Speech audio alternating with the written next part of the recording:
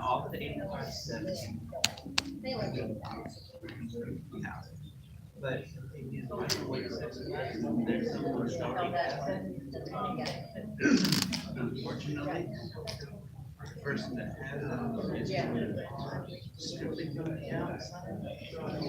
Doesn't have the disadvantage. Doesn't have the veteran. That.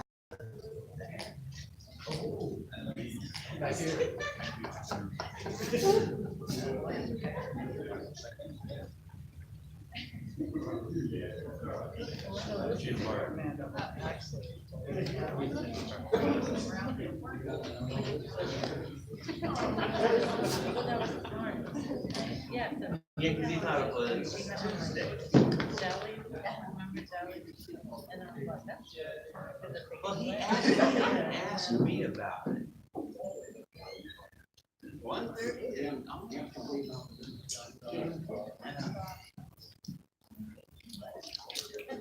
Yeah, but that's what you want to talk about.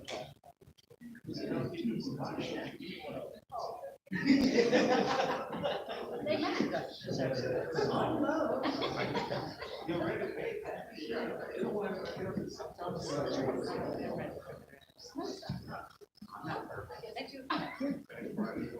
You're not.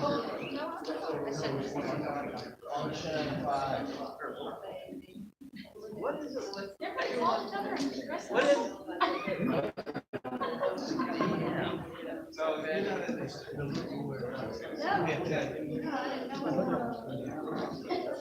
don't have. I got a solar one day. You want to do that area? I still don't know why.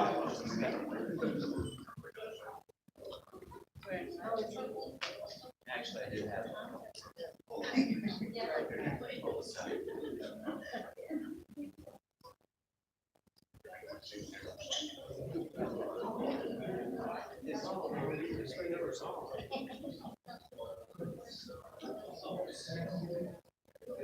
That's really good stuff.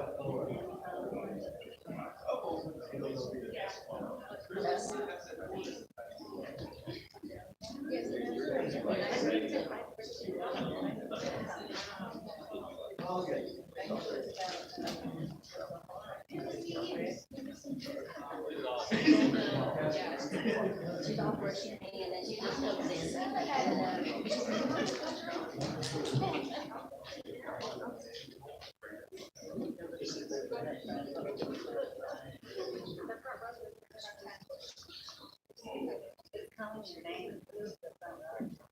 You like the bedroom? That's all.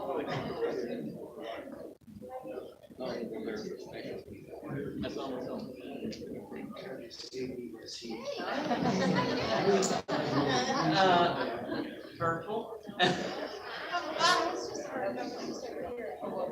Oh, yeah, it's on. It's in the hallway. So we're calling out when they have to go.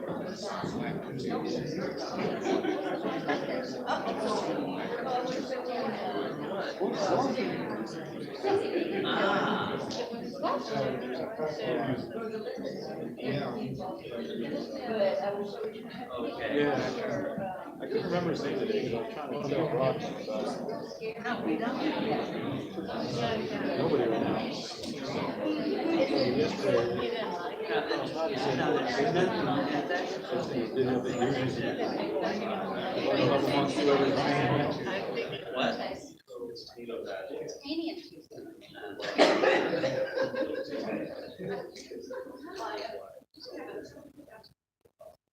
Those two people you can work charcoal.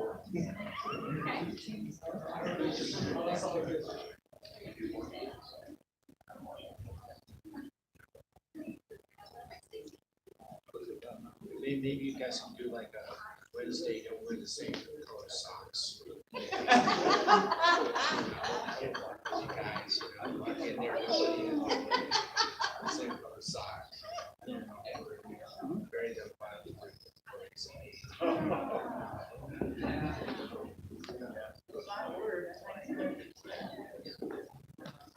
Or no, that's what you do. You come in and everybody's smiles. Oh, no.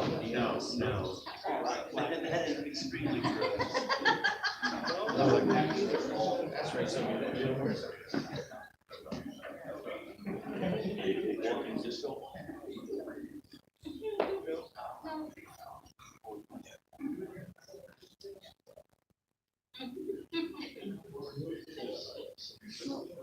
So it's like you have to work on this. There, but I didn't get into late.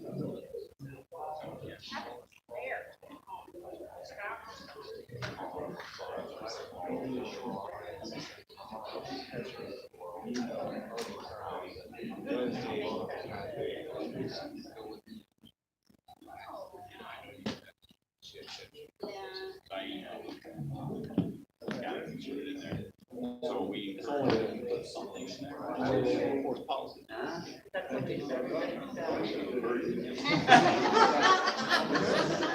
This is where she was going to this year. I'm reading. That's all I have to hear. Well, this is what I got today, but I was on and then I was on the 8th.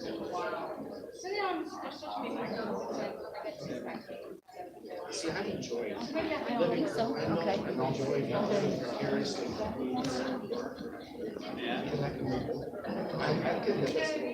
That's true. And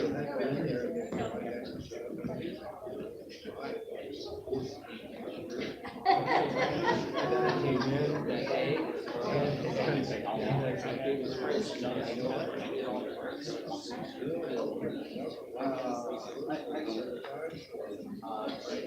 so Mark, the next meeting comes in.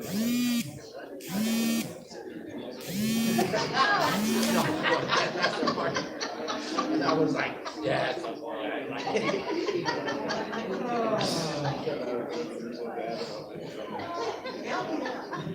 You know what, Mark cries in the corner without you, Oh. Yeah, he came out with it, and he said something like, why is it? No, what I said was, I didn't say your wife, I said at least mine, at least we're all. Oh, yeah, that's it, okay. This was like you.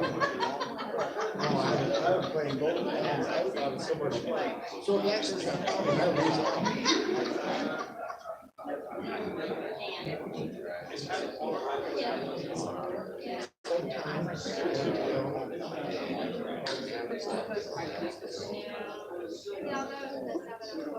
Just, you know, we're just kind of.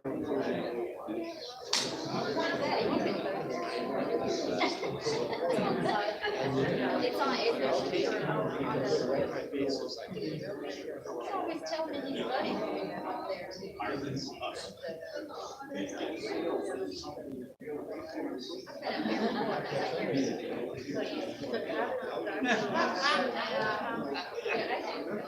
Another round, honey. He wasn't gonna fold it.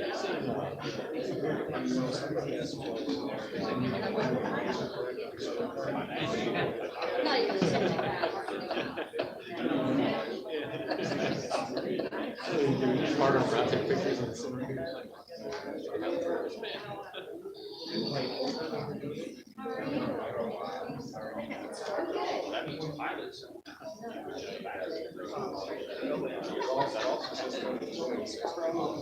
Yeah. Yeah, Hello. Everyone got cards. They don't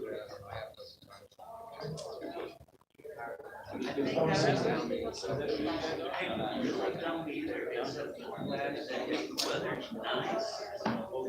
It's nice out.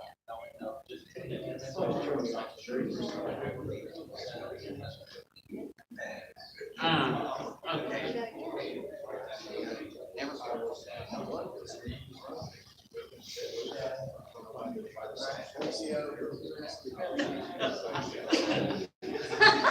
All the beer was gone and you was still saying that's the bad part.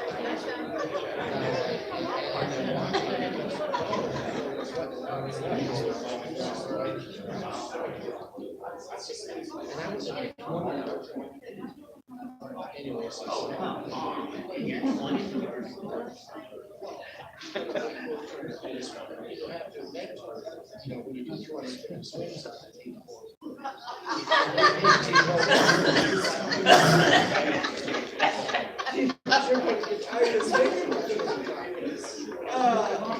Normally they limit it to 180.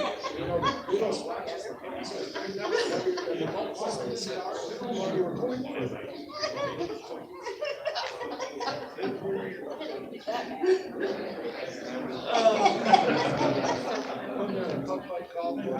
That's fine.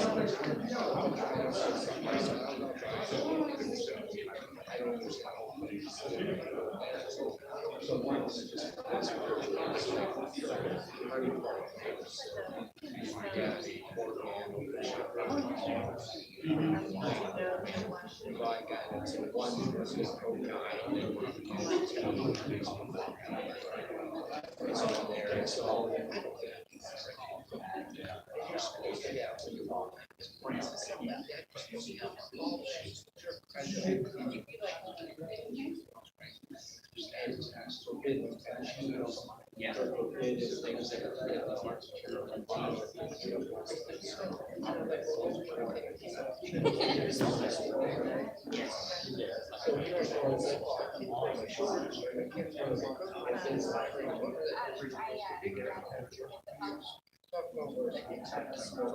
Wow.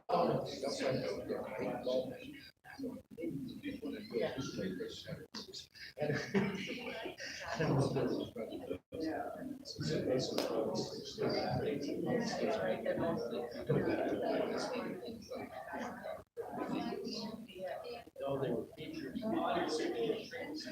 Oh.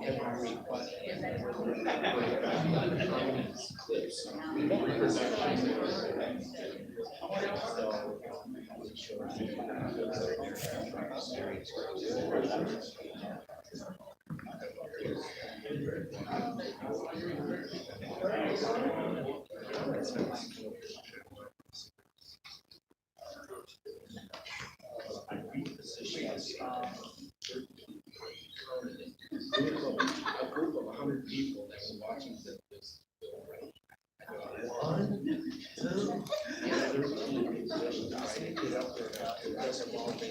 He's going to smash it. My cigarette. Top of wall, wind knocks it off, goes 10 inches, I pick up with my body walk. All right, folks, there was some technical difficulties. As soon as we get those hashed out, we'll get things going.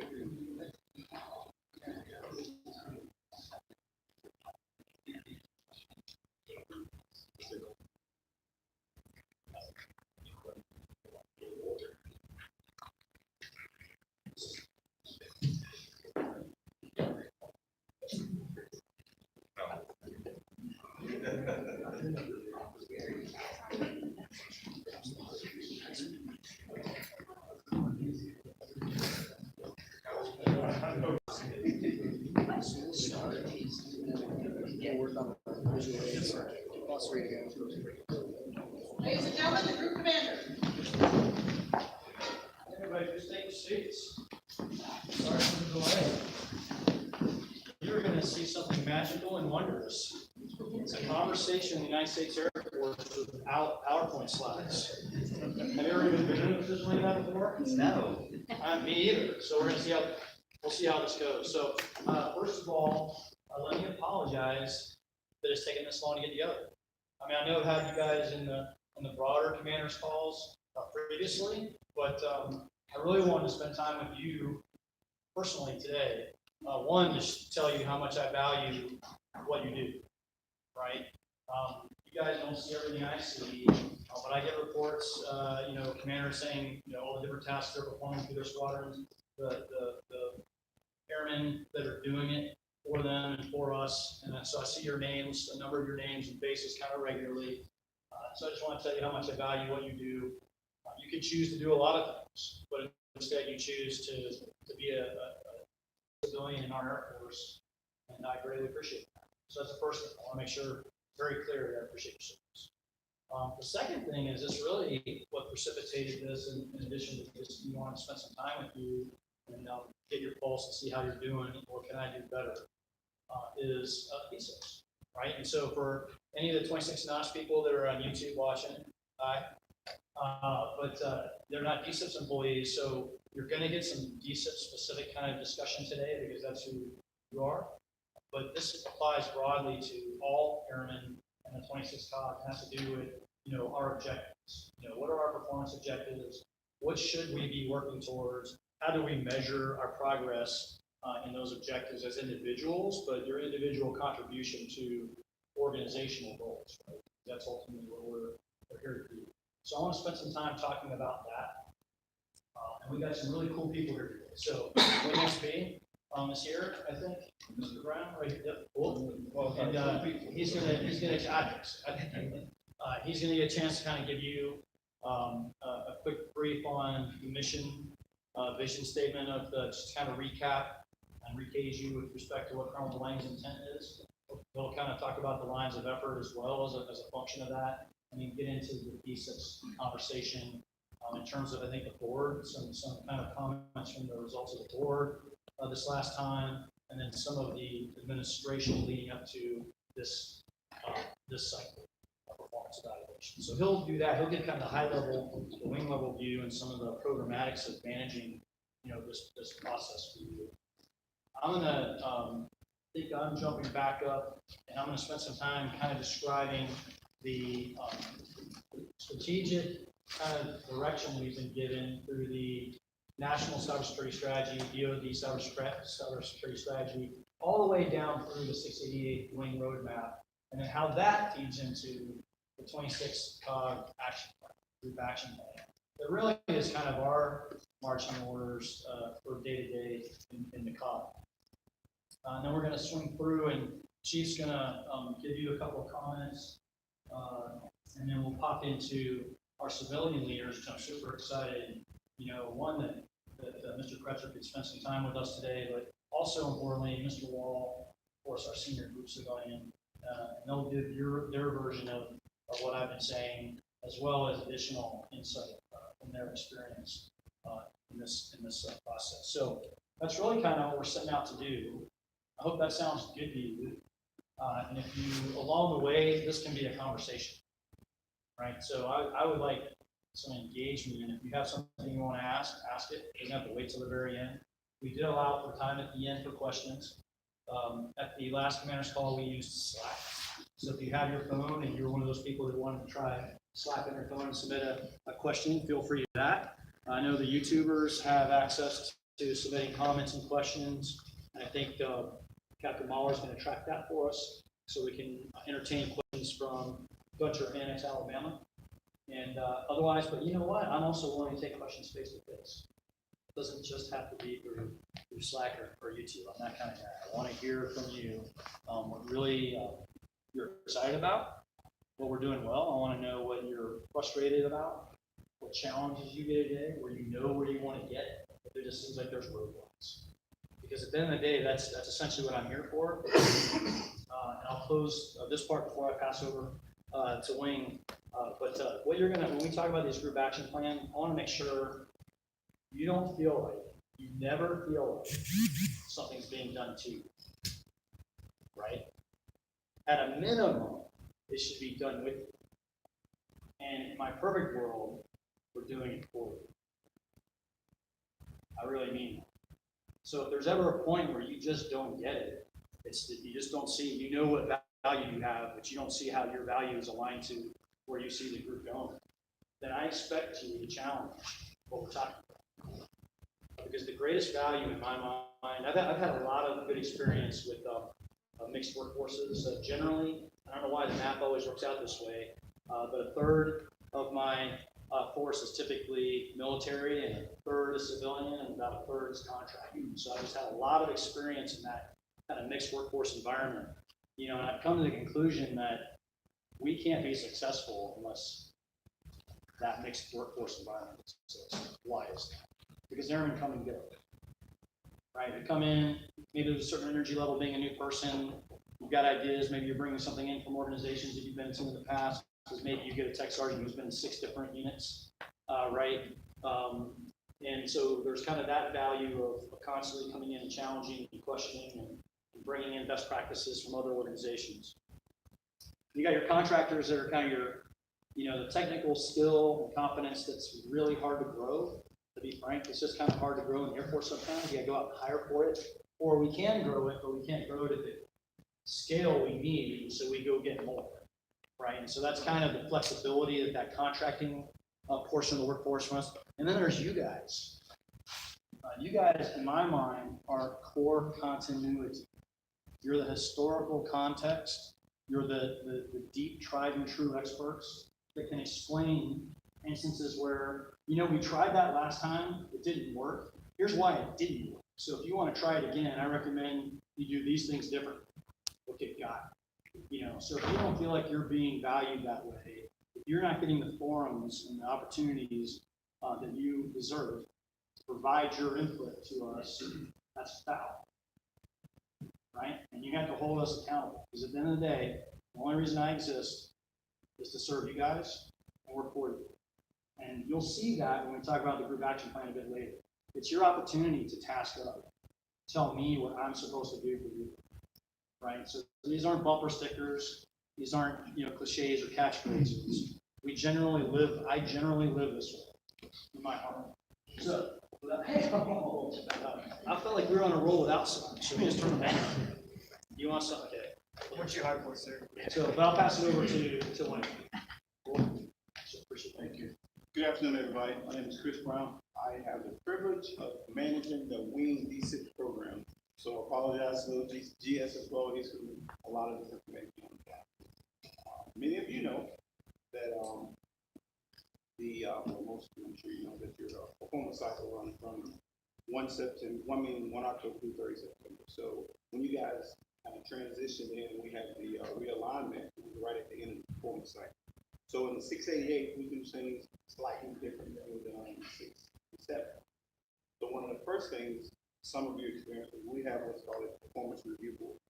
And basically what that is at the end of the year, when everybody turns in their appraisals, we pull leadership, which is they're assigned by the command. Leadership comes in and they look at all of the appraisals that were submitted for all the civilian employees. And when we do that, we're looking for certain things. First of all, we want to make sure that supervisors are consistent across units. We don't want Santa Claus to go over here and to go over here, and you know, everybody's getting 5 and they get 3. So we try to get consistency. And when we went through that process, what we noticed was a trend. Trends where rating would be written as a 5, written as a 3, but actually rated as a 5, or vice versa. So that was one of the things. A couple other things were strategic goals not present. If that was a big red flag. If strategic goals are in the performance plan, how in the world is an employee supposed to align their objectives up with how they fit into the strategic plan and how they contribute to the mission? And the third one that I wrote down was objectives not written in the SMART format. And basically, the SMART format makes it easier for the employee to tie in their workload and easier for the supervisor to basically make a judgment on whether or not and how it applies to your mission. So this is an overview / invitation. I had 3 classes so far. We had one scheduled in the actual workspace of the 33rd. You guys had a DB visit, so we had a counselor. So I plan to come back to the 33rd and do a class that lasts, I've had 4 and they last anywhere from an hour, 15 minutes to 2 hours. And that all depends on your question. If my spiel is about 45 minutes, when I get done with my spiel, then we just talk about SMART objectives, your experience, how we can improve them. I'll show you some samples of outstanding objectives, how they're written, how they tie in the whole 9 years. So this is kind of an overview / invitation for you to come to that class, and it's going to be held in your space. It's going to come to you. We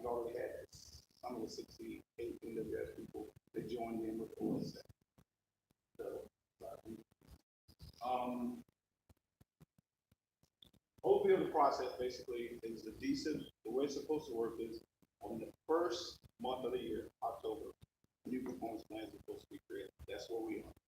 When they're created, that's what we review by employees and supervisors to make sure that they are written correctly and make sure that they are capturing the big rocks of what you do.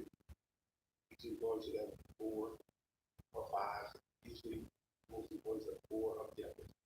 What you do, how it ties into the overall mission, and then you're supposed to write it. So basically, we'll talk about that in great detail. We also talk about purpose of objective. Then we talk about writing a effective set report.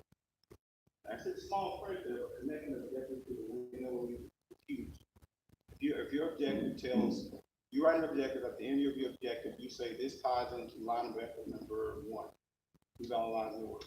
And then you show specifically what you did as an employee to revitalize that workforce and how you were supposed to hold, as a finance person, that's always the easiest one. If you operated the budget at 100%, you executed 100%, and then at the end of the year, you're able to bring in another $2 million of fallout money. And then that fallout money will be utilized to secure PMU courses or whatever courses.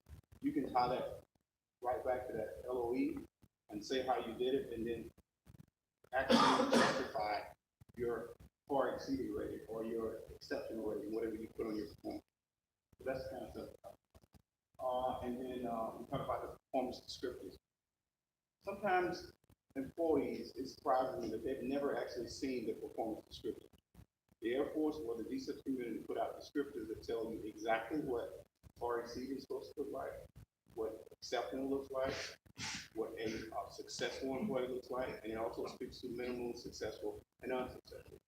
And if you don't know where you're starting or what it's supposed to look like, oftentimes you write to a different place, and the ratings don't match up, and it leads to questions, it leads to the performance review board sending you nice little notes telling you this didn't match up, so we need to give you a call. So to avoid all that, we're going to do refresher training because not just in your group, across the wing, we saw that a lot of inconsistency. So that's why we kind of stepped into each squadron of the request leadership. Okay, let's just do a refresher.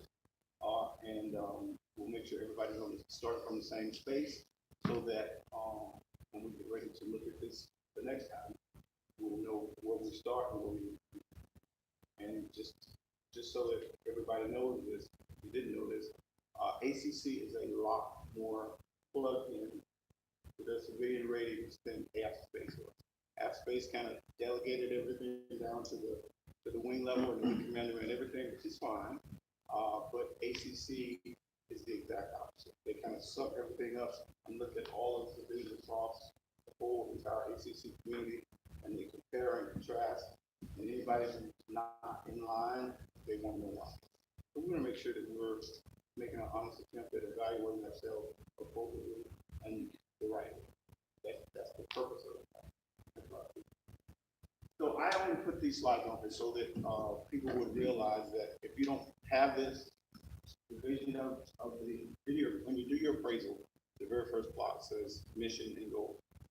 And if we're trying to evaluate an appraisal, we look at it's blank, or it has the one from 3 iterations ago, that's telling us that we're starting from the wrong point. So basically, everybody's performance plan is sent out to the TAs and most of the supervisors with the wing mission, vision statement, and then the lines of effort. And we did that so that we'll know where the starting point at, and everybody will know where we're supposed to start with our objectives. This is newly crafted because when the wings realigned, all the leadership sat down and made sure that the vision and the mission statement was accurate. So they redid that, and then the lines of effort, and then the squadron or the groups are still, like the commander said earlier, they're still working on their individual mission and how it ties into each station. Lines of effort, very specific, revitalizing squadrons, operationalizing the force, and then the other. This is where the big rocks, your objectives, what you do, you should be able to tie in how it fits in this big picture. And when you tie that in your objective, when you do your appraisal, if your appraisal is written in the correct format, meaning smart, meaning that it's specific to what you do, it's measurable, It's achievable with, and more than anything else, it's relevant. It's relevant to you. And it's written in the right format, and you write what you do, and then you justify what you did and show it on paper. Then you're well on your way to, a rating that you've earned. But if you can't tie your mission and you can't show its relevance, your appraisal doesn't show what you do and how it's relevant and what it's tied to, it's very difficult for a panel to look at yours and say, this is an exceptional employee or an outstanding employee. So that's the purpose of the Smart Executive Impression. A couple other things, if you're concerned about this at all, the bonus pool has been delayed for mid-November. And the reason for that is Air Force A2 decided that they wanted to take an objective look at the ratings across the Air Force because A2 said to the Air Force that you, Air Force, have creeped out of line with the other branches of service when it comes to equal appraisal. We have steadily creeped up over the last 5 years. So compared to the Army, Navy, and the other decent employees, they're telling us that we're too high. So they decided that they were going to push the paperwork back for a couple of weeks, and they were going to take a look at it themselves. So we're ready. In the 688, after we do bonuses, any employee, as you guys probably know, the only 35% of employees are eligible for bonus. Typically, the 688, if the employee was rated excellent or higher, then the board sits down and they propose time off awards, and we send them to the commander, and the commander approves or not. And if he approves them, then we send out a pretty aggressive suspense to supervisors. Because what we want to happen is when bonuses are paid out, time off awards, so that the employees who were excellent or received excellent rating or were rewarded at the same. That'll be something that'll come from our office. And it's going to be aggressive this year because if they're pushing the paperwork back, the policy don't want to pay employees out in January.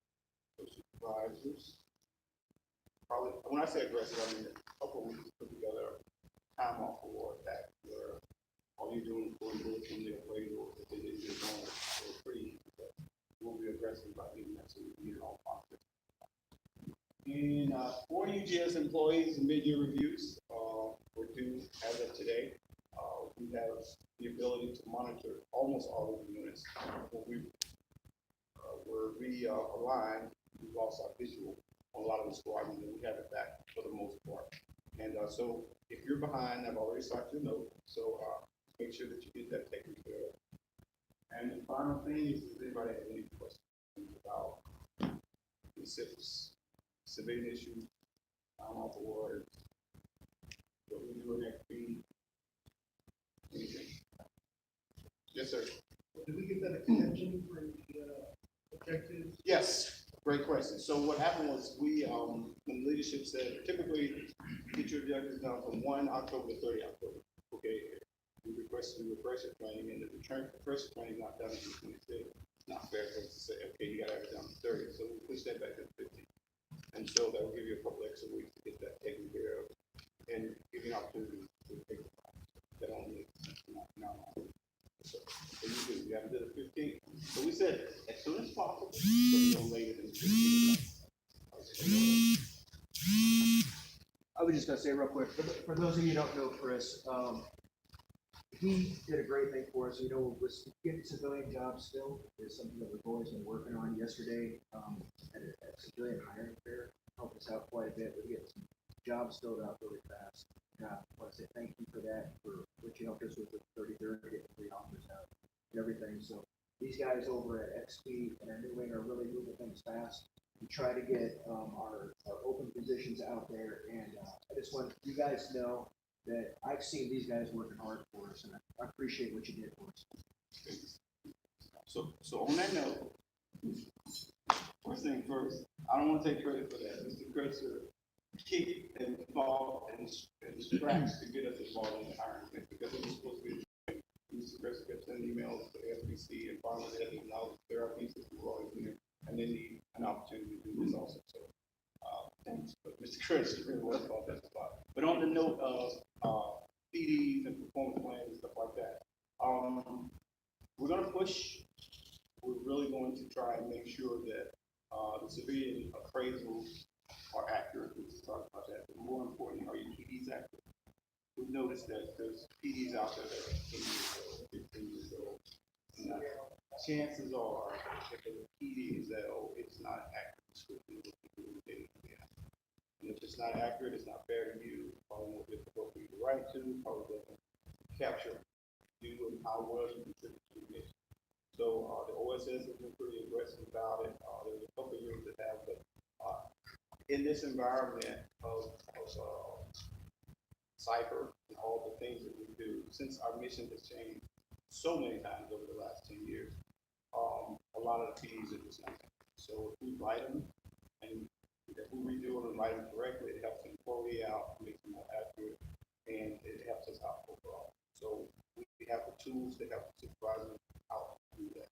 AFPC, unlike the hiring side of the house, the classification side of the house, actually work pretty fast. In the OSS, we were able to get a couple of PDs done in a couple of weeks. Because you send them information and we're feeding it back. Now, if you're trying to get an upgrade, that changes things. If you're just trying to accurately describe your work and get it graded out correctly, that's definitely doable. And so we want to be pushing with the organization to try to make that happen as soon as possible. It's not a fast process, but it's definitely doable if we just take our time and push through it, look up everybody else. Yes, sir. What about upgrades as far as like overall squadron? Because I know like other squadrons, they talked about this before, Mr. Getting the whole squadron, like our squadron compared to other squadrons who are doing basically it's a cyber mission. I know most of the operators who are over in doing cyber missions are 13 as operators, where our operators are 12. So I know that that's something that Tamika and Mr. Wall have been working on, is getting a lot of our PDs upgraded. And you'll probably see that a lot of our 11 PDs have been upgraded as well in the recent months. So we have had a lot of success with that. And that's going through the process right now of actually getting out to the individuals who may be actually sitting in those positions, or then being able to list them if they're open. Right. And when you start talking about upgrading PDs, it's doable, but it's challenging because every time you decide to upgrade a position, then you have to do the packages and send it to their office. They do it similar to a desk audit. They call you on the phone and talk about the responsibilities and how they line up. And they're not just looking at you as an individual, they're looking at your organization. Right. And we are quite frankly, they're not. They're protecting this. And so when they look at it, if you have any responsibility to share with someone else, or even the duplication of effort, can't get a grade for that. So we have to be strategic and creative about which position we have. It's very difficult to just do a upgraded lot. And so I was in the other organization, and yes, there are a fair amount of 13, but there's also one to so, and there was a rumor that just kept getting rejuvenated. Everybody was talking about the NSA, everybody was 14. That's just simple. We looked at that over and over, and it was under all of the cyber operators. Anybody else? Yes, sir. In the objective writing, I understand that when you design our objectives to the group's mission. Right. And write that into the performance plan. But I mean, at least the way that's what we got. You end up writing and consuming half of the space or more, just write in the wing objective or the group objective, whatever the case may be, into that specific objective, and you only got like 1,000 characters. So when you get down to delineate or break down exactly what you do and the frequency and the specific that you need to have a smart compliant objective, you run out of space. So is there anything that's going to be done to, I don't know, create that or? Okay, so you're talking about two different things. The first thing is the place that you write your objective, you have X amount of space, and the place that you do your self-appraisal, you have 2,000 there. if you're trying to describe one objective, 2,000 characters should be adequate. I can see on your elements where there might be a problem, but on your objective, that should not be a problem. And then, I went through that same training, and a specific thing that we talked about is all of the examples they gave were like paragraph. We're gonna show you some objectives that are not that long, and they still meet the criteria. So, you won't have to waste so much space with that. The way the wing does it was slightly different, but it is smart in the sense of the acronym. So we'll talk about that. But 2,000 characters. No, I'm not talking about the evaluation yet, because all we went through was writing the performance plan, that's why we're running the problem, to try and the objective to the LOEs. And the way, the guidance that we got, maybe I misunderstood, but you have to write this whole thing out. By the time you get to the actual objective that affects your performance, you have actually little space to write it. Yeah, we'll come to that. We'll talk about one-on-one, because I think, yeah, I think that once we look at it on the screen, we have adequate space to take care of the two separate areas. The 2,000 characters to describe one objective is quite a bit of space.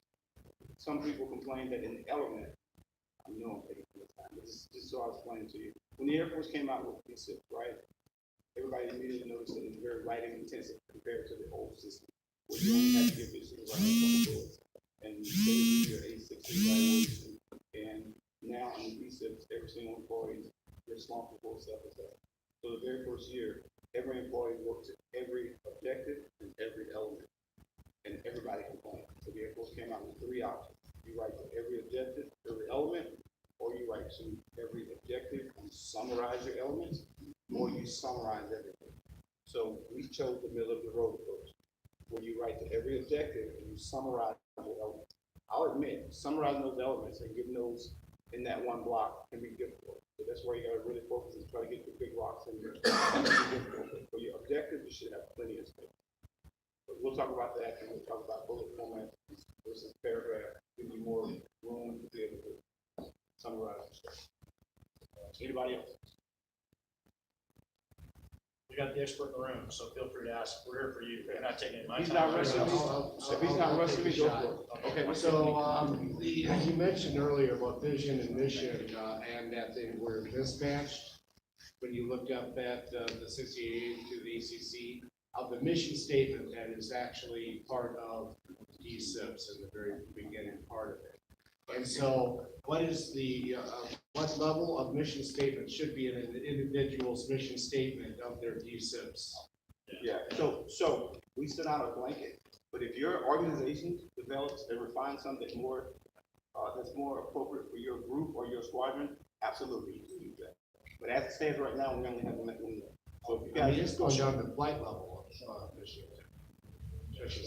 Well, that's great. I'll show you the kind of the framework that we want to try to use, and then as you use it, put it in practice. If we run into some challenges, we'll get feedback and we'll find it. But I'll show I you. don't know what factor is of the mission statement down to the objectives and everything else to get through the LOEs and everything else. They should all match, shouldn't they? They should be strewn across the board of, you have a main mission statement, going to the LOEs, going to objectives, metrics, right? I mean, that's what. You're right. You're dead on. Well, but I haven't seen that overarching the mission statement for individual. I've seen some kind of back and forth of mission statement.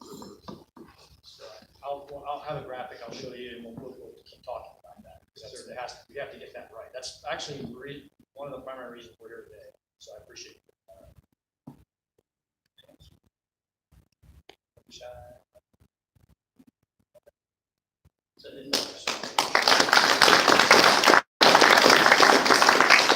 Thank you, Mr. Brown. Colonel Kern, the floor is yours, sir. So next slide. So we're gonna get at it, right? So this is an eye chart. I don't expect you to be able to read it. We put it out in email a couple of times. It's really kind of a reference for you, so you can understand the purpose, the reason for being this organization. Because at the end of the day, if you come in every morning and you think it's just the same old, and you're not looking for an opportunity to learn, challenge yourself, and challenge those around you in the context of a common organizational purpose, then leadership is failing, right? And just a break real fast. So 26 NOS, yes, Mr. Brown talked a lot about DSIPs, but when he's talking about performance mapping to objectives for the organization and to the LOEs and the mission statement, all equally applies. All equally applies, and we'll talk about that too. So what we have here is essentially a strategic map from national down to lane of the things that matter to our leadership and how we relate to them. Right, so you should be able to look in here and see yourself at some point down this trend. We have a new national cyber strategy. The interesting thing in that one for me was a higher emphasis on protecting sensitive information. So a lot of times you see network systems, functions, and information, and then it seems to be all about networks and whatever. There's more and more this focus on sensitive information. So that was one thing I thought was very interesting, and the DoD strategy actually kind of echoes that as well. The other thing that the national strategy talked about was cybersecurity for space systems. Like it was very specific about, as a nation, we need to think better about cybersecurity of our space system. Guess what one of our Air Force Corps missions is?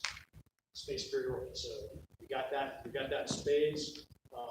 We get down to the Department of Defense cyber strategy. The one part of that, other than the sensitive information protection, was this notion of defend forward. Right? And so defend forward implies that, when there's a breach imminent, or through some other means, you identify the intent of the adversary as potentially targeting you in the near future. You go forward and you basically deter or deny their ability to affect you, right? But as our force, in my mind, we're looking across the athlete. We're tipping and queuing. We should be able to get to a maturity where we're tipping and queuing those offensive forces that can defend forward. I know I'm splitting offensive defense, but that's just kind of nature of it. Tipping those offensive forces, potentially defending forward for our nation. We would do that. We would do that. So huge impact there, actually. It's a completely big policy change by the president and by our Secretary of Defense. We got our U.S. Cybercom vision statement, right? So our boss has two bosses. He writes a war weekly to General Nakasone at U.S. Cyber Command. So we have to have an eye towards Cyber Command and what his vision is for joint forces in cyberspace. But he also has General Holmes as his boss, the commander of ACC.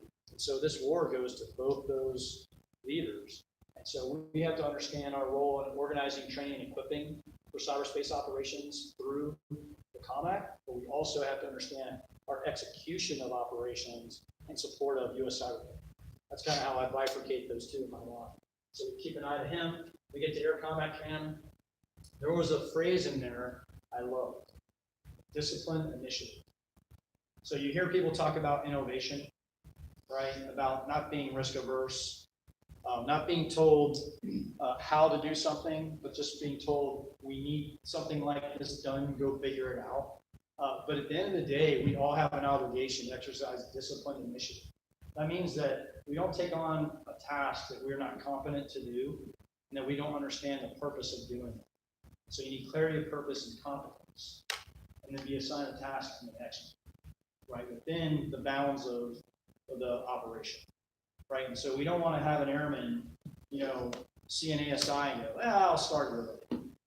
I got my part done, and then there's second and third order effects because there was a lack of discipline, right? So that was a big piece I took from that one. 24th Air Force, General Skinner's going to keep FOSD, right? So General Wegman kind of brought us build, operate, secure, defend, extend, engage. General Skinner said, yep, that's what we do. So you will not see a change there from General Skinner. He does emphasize readiness, discipline, and lethality, right? Readiness, discipline, lethality. He says, if you want to be a lethal force, you have to be a disciplined force. If you want to be a disciplined force, you have to be a ready force. So he kind of sees it as, I got to be ready, then I can be disciplined, then I can be lethal. So they're building blocks, and we need to help work our way through that. And you're going to see as a group how we really embraced those three points. And of course, we have the wing roadmap. So Mr. Brown gave us a great quick rundown on mission, vision, or the vision, mission, and LOEs. I want to call a phrase in the vision statement that says high performing. Right? Did you guys pick up on that? Operationally focused, sure. High performing, what does that mean? In my mind, that means that you're a learning organization. Because the only way you can be a high performing organization is if you're set up your organization to be a learning organization. Okay, well, what does that It means identifying your experts on a routine basis, harvesting their knowledge in a way, in a form, that you can then transfer to other airmen, right? Because the biggest risk, one of the biggest risks I think we face in operations is losing expertise out the door every month. Someone's always leaving, right? And they've been on this mission for 3 years.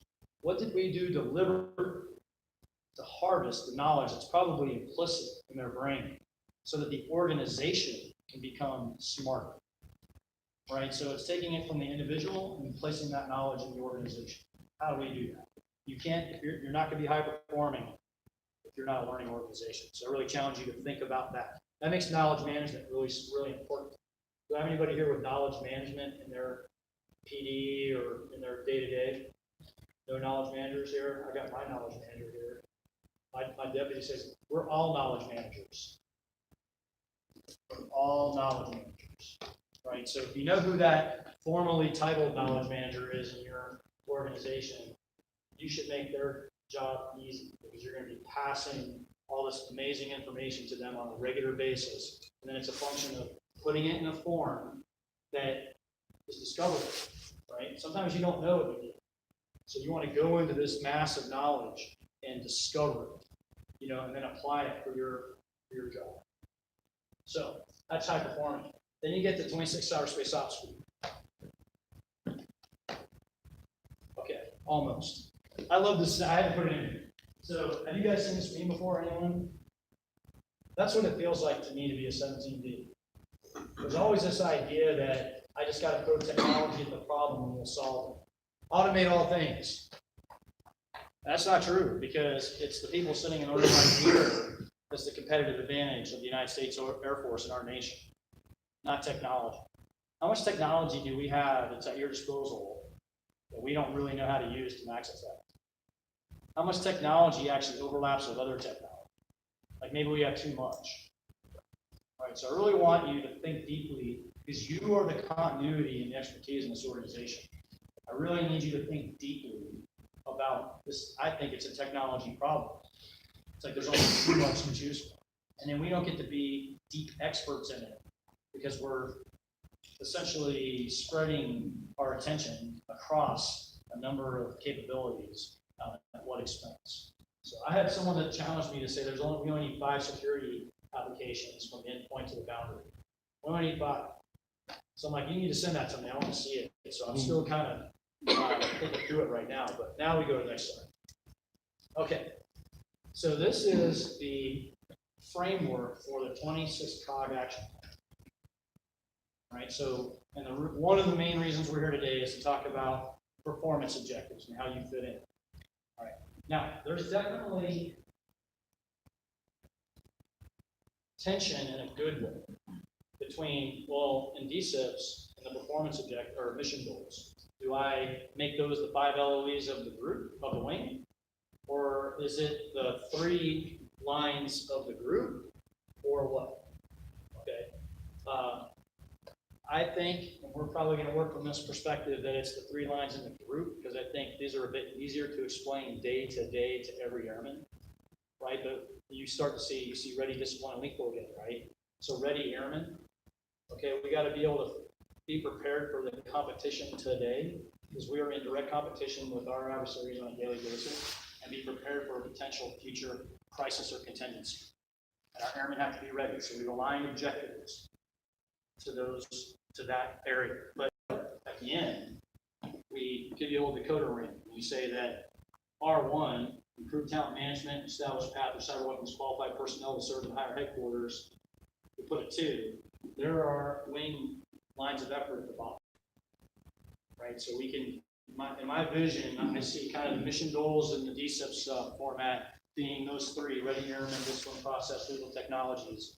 And then your performance objectives, you're going to look across all of these. There's 16 of them total. You're going to cross all of them.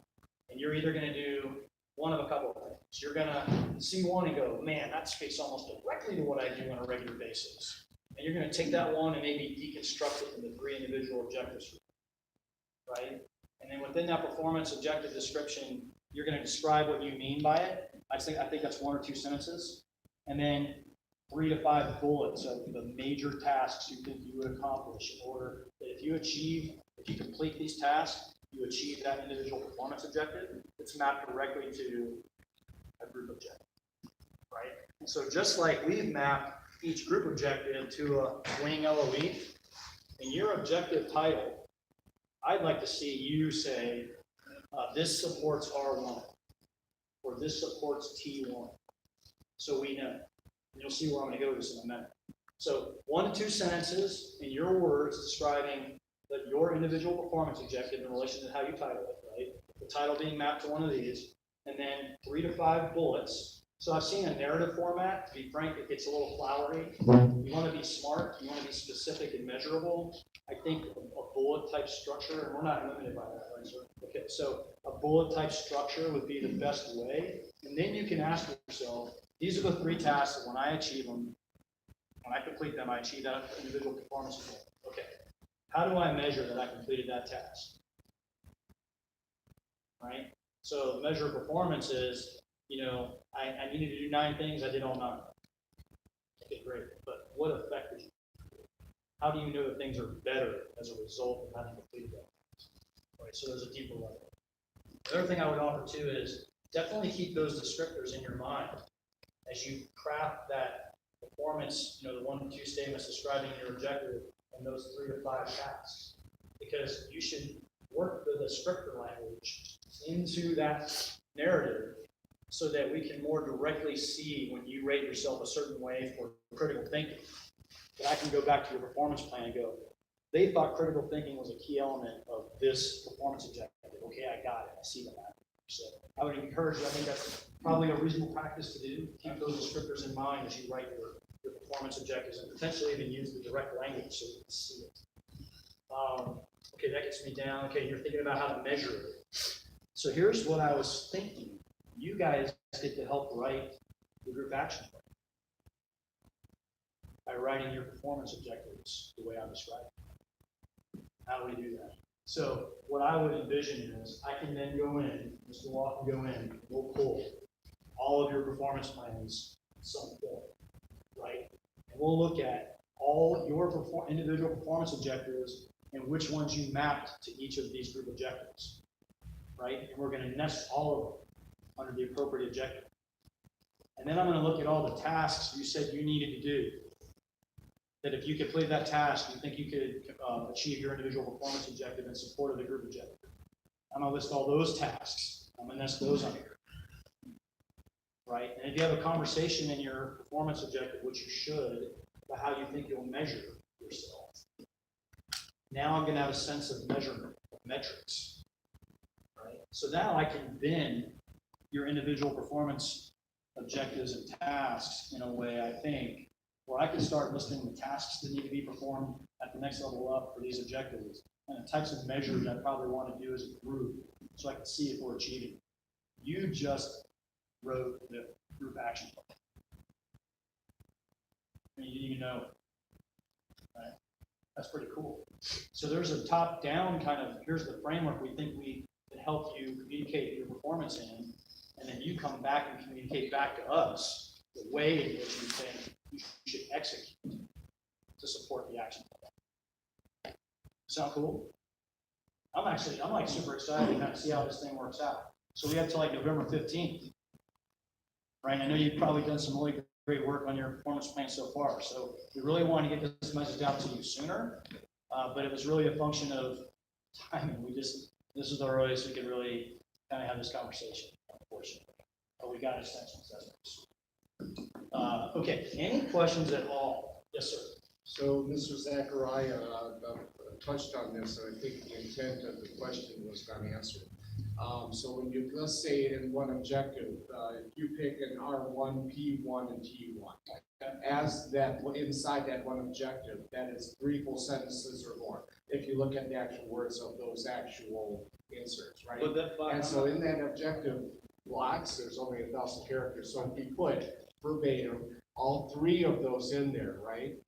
It leads to only a couple of the meat, and then you have the metrics underneath there. It gives less to go get to.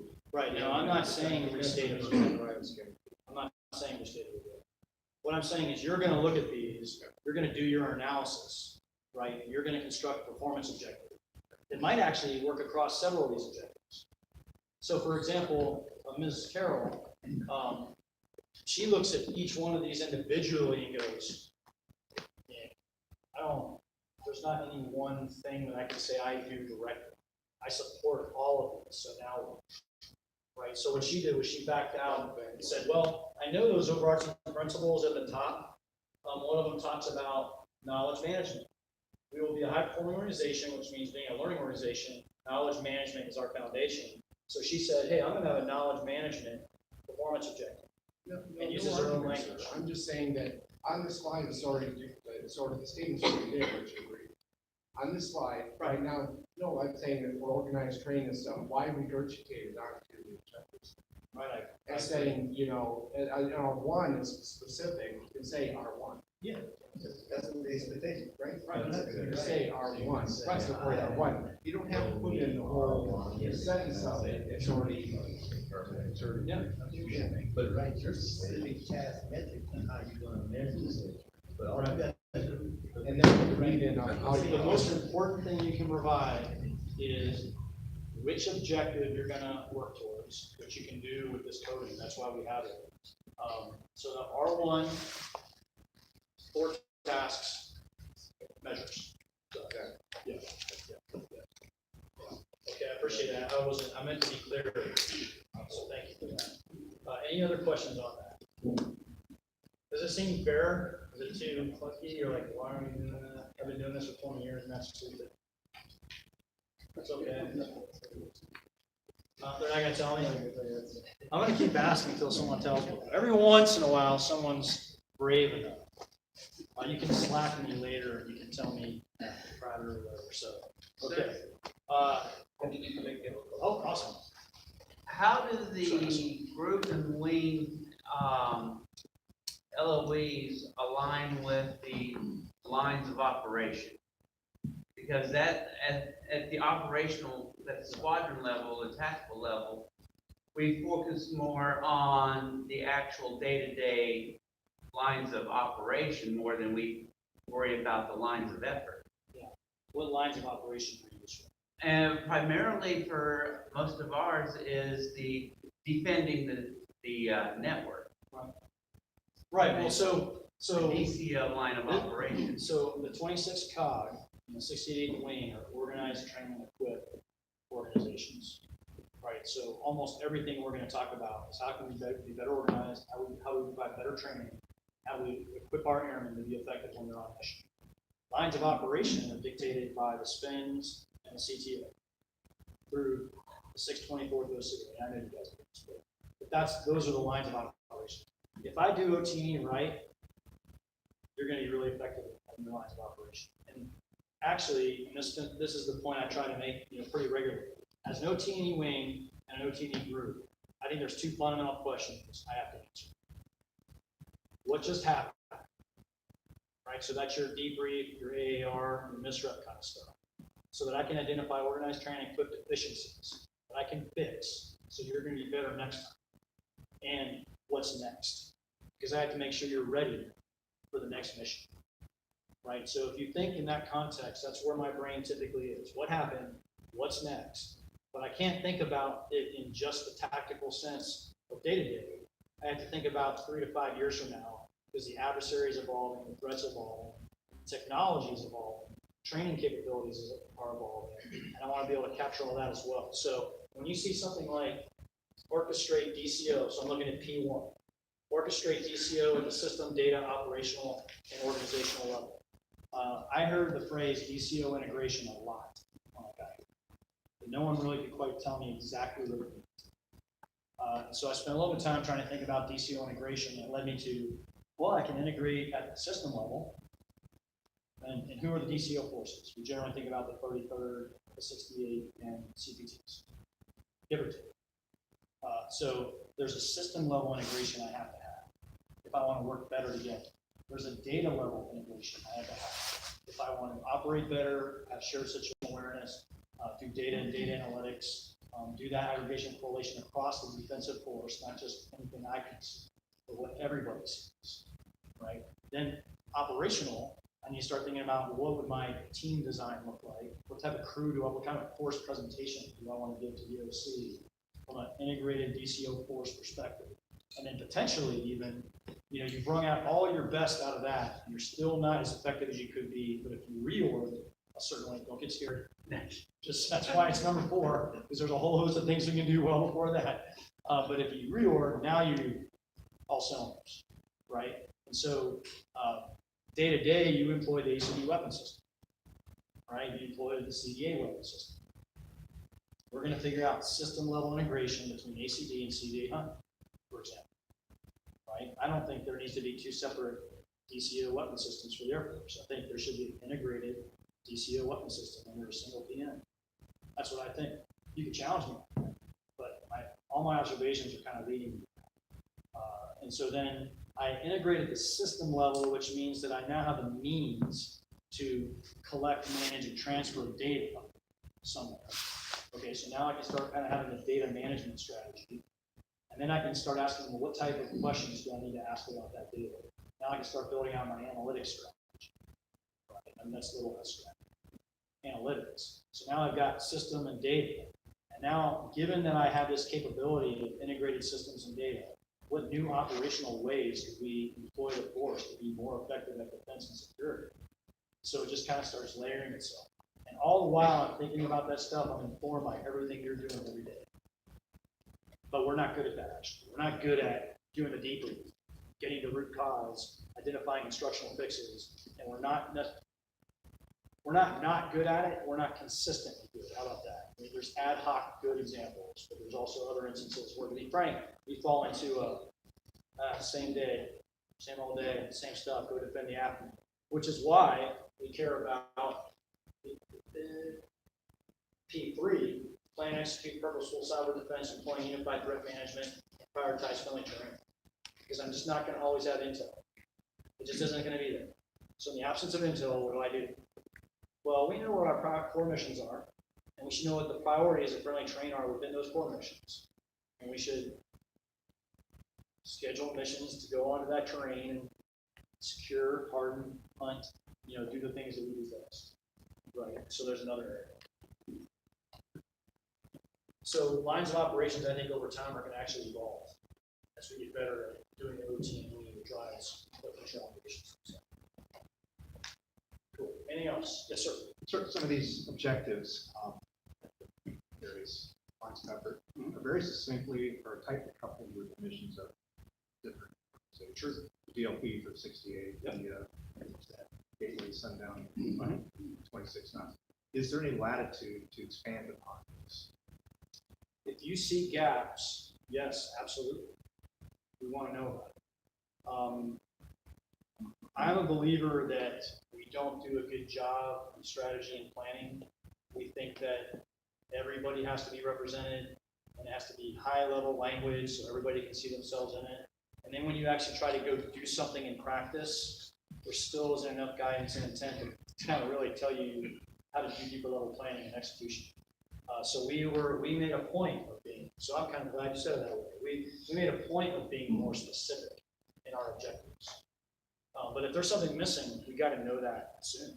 So there's, let me know, please. You can email me directly. So that's actually part of you're going to be able to write our plan with your specific tasks in there. As we go through and take a look at those, that's what they have kind of input. And if we see some things on there that we don't see this anywhere in any of those folks' objectives that they submit, maybe we need to reevaluate that. Yeah, like if you can't map to something that's there, but you know you do and you think it's highly valuable, that would be the perfect example where we probably have a gap. And the reason I make the point is some of the people feel the constraint sustaining things. I guess what I would say is, so this gets to discipline initiative, right? So be disciplined in looking for ways you fit in here. And if you just don't see it, have that conversation with your supervisor and then raise it up. We talked about the strategy back. Yeah. Yeah. I think the wing roadmap is sufficiently, covers us sufficiently. Where you're going to see detail is in the group of data. So, all right. Any other questions? Yes, sir.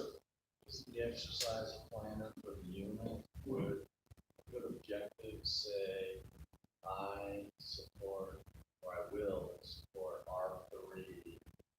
26 spots are free for, establishing group instructors, support exercise training, experience, without having to write all that out. Right. That's what you're saying. Exactly. Say that, And say this 1,000. Right, and he may not even be, he might see parts of an objective that he supports, and other parts he doesn't. So if it's exercises / training, like, well, I'm really more the exercise guy than I'm the training guy. Then he could spend some time crafting the title of his performance, of his objective, to reflect that. Right, and then it's actually in the title of the objective where I would want to see R3 at the end of whatever it is you wrote. And then the body is just your description of what you intend to do in push past. So I wouldn't envision you embedding objective numbers in the narrative portion. I see it being at the end of exactly the way we did it, where at the end of your performance objective, you feel like this is my related performance objective. However, you may think that there's a performance objective you have that reaches across several of these. That's absolutely fine. In fact, I would expect that. That's actually what happens with Ms. Carroll and Mr. Wall. There's not any one of these that they do. They lay over a lot of those. And so they'll pick a subset of these that they think, no kidding, they have the most direct impact on. And oh, by the way, your performance plan doesn't reflect every single thing you do. Big ones. Right, so you can easily be supporting other things, but like, what's the preponderance of your duties? If we do this right, I'll be honest with you, if we do this right, you'll know what's in and what's out. And if someone's giving you extra tasks, and like, my duties are really supposed to be for R3 and T1. I'm finding myself pulled over into things that I can't map back to any group objective. Are you sure that's what you want me to do? Because this should really be kind of a litmus test for you day to day as you look at your workload and ask, am I doing what's advancing the objectives? Is my individual performance day to day advancing the objectives of my organization so that we are more ready, more disciplined, and more lethal? Every day you should go ask yourself that in the morning. I'm ready. What's my task this week? I know I shouldn't do this, this, or this. That has nothing to do with that. Because here's a reason. You can go to right size role. Oh, P2. Right size roles and responsibilities of squadron group. You know where that came from? You guys acting like extensions of the staff. You guys acting like extensions of PMOs. Doing work that operational squadron should not have to do. I know you all feel it. I'm seeing head nodding. Right? So when you're in the morning and you're like, this is what I got to do, and you're like, oh, PMO should do that. 24 therefore should do that. 26 COG should do that. Boom, boom, boom. Go to your supervisor. I'm not doing these today. Task these up. I'm doing this. That's what I want to see. Right? Because no one knows your job better than you. So you should be empowered enough to know what your workload should look like and where the other tasks belong. Right? So if you feel like you can't make those decisions for yourself or make those recommendations to your supervisor, you fail. Right? Okay. Just maintain logic and integrity. You make that decision. It's not a thing where, you know what, hey, today I don't feel like doing it. Make sure you apply the analogy of what you really intended to do. For those that were there at the commander's call, the bigger commander's call, the lieutenant asked, in Slack, hey, how do we get our unvarnished opinions and thoughts to 06s and GS-15s? And I'm like, we're starving for it. Right? So if you're not challenging it in your positions daily, pushing up, I'll never know. We'll never know. Mr. Crutcher can tell you, we get these polished, perfect briefs all the time. Life's not polished and perfect, ladies and gentlemen. It's not. I heard Colonel French gets a brief, then Colonel Snoddy gets a brief, then I get a brief. That's like, Prussian 1700 something kind of staff with it. Let's just all get in a room and talk. And we'll understand our roles and responsibilities. We'll walk out of the actions that we're taking.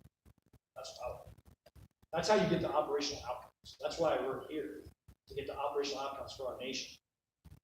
Not to debate things forever and wonder what and wait for the 100% solution or look perfect in front of the 06 or the chief.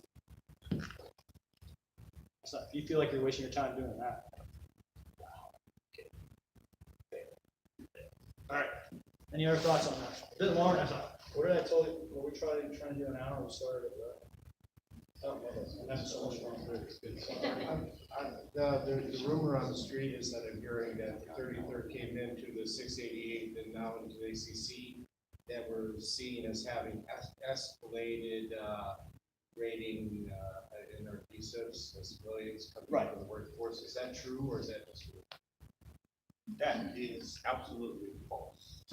I see all of the ratings across Columbia whole, and if I compare you guys to, now as an organization as a whole, we are both higher than ACC, and we're also higher than the Air Force ratings and the, yes, so we are high as an organization, but your organization is not only higher than CCA. If you didn't push us up, that's not true. All right, next slide. I'm gonna go super fast here. Airman's Initiative, all I really want to say here is, I think so far it's been awesome.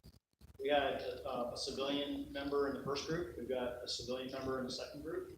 It's purely voluntary, but I would really encourage you, especially if it's something that relates to your individual performance objective and how you support, you can make the case, hey, I think we have an airman's group about this, right? And then you could lead this or be a member of this, and then come right back in and say, for this performance objective, I was in Airman Initiative Group number 3, we did this topic, and here are my contributions. And so you can lay yourself right into this, right? And then you wonder, well, how do we take what comes out of an airman group, what do we do with it? Really, really simple. We've had airman group, the first airman group identified like 8 things, 6, 7, things like in the 7, 8 range. You see the check mark? They knocked something out of the green. Like, oh, we can do that real fast. And they just took action. They were empowered to do it. The other ones that are unchecked are going in as tasks under that objectives you just saw before, right? So we don't lose it. And then we execute that on behalf. Because our airmen said, these are the challenges, these are our frustrations, this is what we want to work on. So I definitely encourage you, if you didn't think that the Airman Initiative Group is for you, it absolutely is. And I think that diversity of thought and opinion and expertise in the room is absolutely vital. My perfect world, you'd be half of it. You wouldn't be one. All right, so please think about that. And that's what I think we sent these out anyway. It's informational. So next, I think we'll be rolling into Chief. So before we do for this part, any other thoughts or questions? No. I know I'm not that smart. Good. So there's something I didn't cover that you're thinking about. You can email me directly after this. You don't want to ask it. You can put it in Slack. You do whatever you want. I have an open door. Information and questions is not a chain of command. That's just an errand and a professional. Okay, I will take action. Is that fair? All right, awesome. Chief. Okay, I'm gonna be so fast, because we're already over time, right? Oh, you want to talk? Oh, we didn't have it on there. Do civilians like to do the win? Yes. Save it for after. So I wanted to get some smiles out of you guys, because you're in here looking so serious. Yeah. So I'm gonna test some of my husband's material life. I need Mr. Corbett to come help. It's only gonna take a second. It works really well for parties. It's called knock knock jokes. Ready? Okay. Knock knock. Interrupting cow. Moo.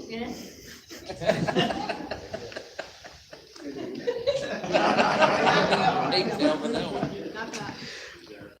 Interrupting jellyfish. You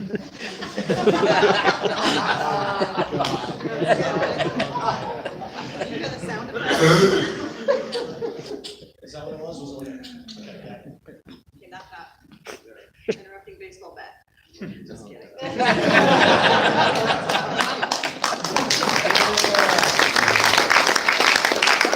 Smile. Okay, so I'm gonna be real fast.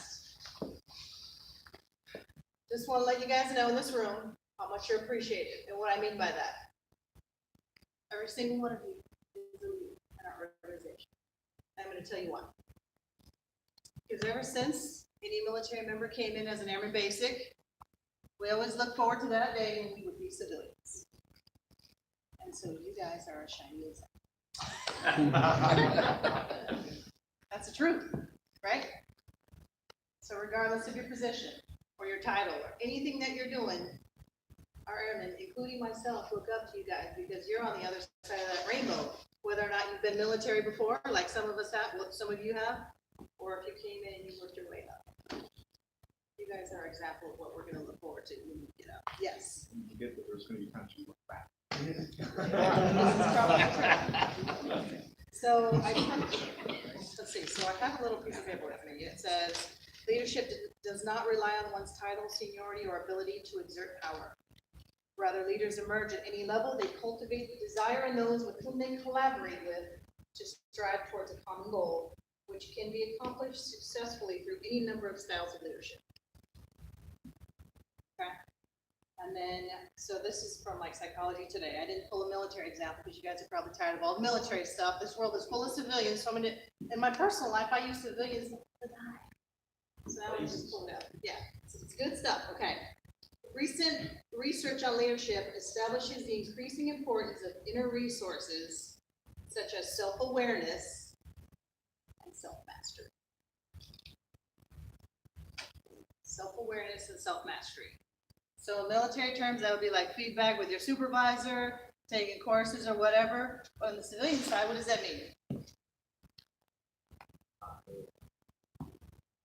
For me, if I were a civilian, I'm just guessing here, but it means if I don't have a formal class or something like that, I'm getting on TED Talks, YouTube videos, anything that I can find. Books, leadership books.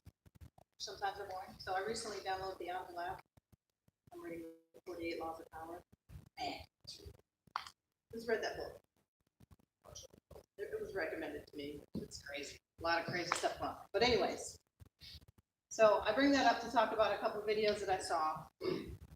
One of which was from a guy who's a doctor at something. And he says, from the age of 0 to 7, we're all programmed by our parents and our genetics. And we're not even at a state where we're conscious yet. It's all subconscious. Kids walk around, they watch what people are doing, and that's who they're gonna be from the age of 7. No matter what happens. Unless two things are present or happen to those people. One, they're gonna be either hypnotized to change that programming behavior, or they're gonna establish good habits or bad habits. See, according to this guy who's a doctor and something, there's only 2 ways to change that. So that's why he says rich people stay rich and poor people stay poor. Unless they take part in those 2 things. So unless you put some headphones on at night and get some psychotherapy going, good habits are where it's at. To change those things that we want to change about ourselves, to become better leaders or better people in general. Because, you know, at the end of the day, it's a job. But we're all affected by those that we work with, and you guys are critically important to our team. And I just want you to know that we value your leadership, your performance, and everything, and we realize that you're regular people as an airman, as part of our team. And so it's just something to think about. Our airmen, they look up to you, so just keep that in mind. You're a leader, and we appreciate you. That's all I wanted to say. I'm gonna keep it quick because I know we're over time. But thank you for your service.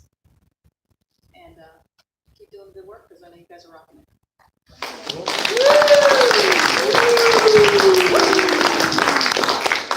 Thank you, Chief Stavic. We will now have some remarks from our group technical advisor, Mr. Chadwell.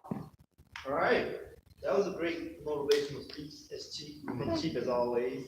But one of the points I want to hit on from the standpoint, and going back to some of the objectives, I want to make sure we align ourselves to the expectations in regards to the rating that are associated with your performance. We all came from that old system of the appraisal writing where to succeed you are a 9, and that's kind of come along with some of us. But from a 1 to a 5, I'm just gonna keep some 3s from meeting expectations, and to 5 so far exceeding expectations. I like to use the analogy, and the boss has heard this a few times. At the beginning of the school year, when you sit down with the teacher, she gets up in front of the class, she's gonna tell you exactly what she expects everybody to do to get an A in the class. and everyone listens, pays attention, or some of us. I don't know what you did on that discussion, but I won't go into why I was. But anyway, you listen to that discussion and you do everything, and at the end of that term, you say, you know what, I did everything she told me to do. That's a 3. That's a 100. You met the expectation. Sometimes we'll have the mentality and the mindset, and something's in the middle, that means I'm average. But that's not what the rating system for decent is conveying when you're scored at the one of the 3. When you're scored a 3, you have done everything that that you said you were going to do to a T at the beginning of the school year.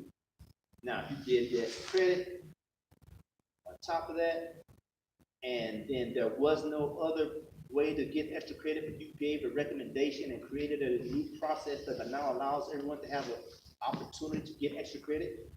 You implemented that into the classroom as a student yourself. Now everyone can benefit from that. And you do all those additional things. That's how you get to the exceed and the far exceed, the 4s and the 5s. When you go above and beyond what you said you were going to do at the beginning of the school year. A 3 is not a grade of a C. It's not average. So don't look at a 3 as like, oh man, I failed. I'm just average. You know, don't look at it that way. And we need to foster this type of culture, and that's why we're so inflated. Because I think not only at the AO level, but all the way up the chain, we still have to have that mentality of, oh man, in order for me to be successful, I have to be a 5. Well, no, you had to accomplish what you said you're going to do. Created maybe new processes so everyone else can benefit and value from. And had it not been for you, that wouldn't have happened, and it wouldn't have even been possible. That's how you get from your 3 to your 4 to your 5. So take that and incorporate that in your own mindset as you look at your ratings and you receive ratings. Try to explain it, because I know we have our little huddles and discussions going on all the time, you know. So make sure that's your message when you sit down with folks and you talk to them about their ratings. And you know, if you got a 3, wow, man, that's awesome. You and your supervisor, you meant exactly what you said you were going to do. That's great. And take that back and let's kind of influence that mindset, that mentality, because I know you still bring a lot of that old thought process of, man, I got to be firewall to the right or something's wrong. No, nothing's wrong. Nothing's wrong with doing and meeting everything that was on the syllabus that you said you were going to do. Do I have slides? Okay, I do have slides. All right. We know the new date, 15 November, but I would say you should have your PAs in the system. They should be ready, and you should be fine tuning based on what you heard today between now and 15. That's what we're all to do, right? Not quite. If we go down a little bit, we see 19 are not initiated, 30 are pending approval, and 1's been approved. So we're not quite there, even though this is the first. So let's not take this extension as a period to, I can put that off a few more days and finish this task or these things over here I really need to do. No, move that over into the list of things that you really need to do. Based on the training you're going to get from XP if you haven't already, as we write the objectives, calling me, or the commander said call him, but I would rather the commander stood up here in front of you today and told you all that neat stuff that you just heard from him, and I've already been in your seats like, yeah, we heard that from you all already.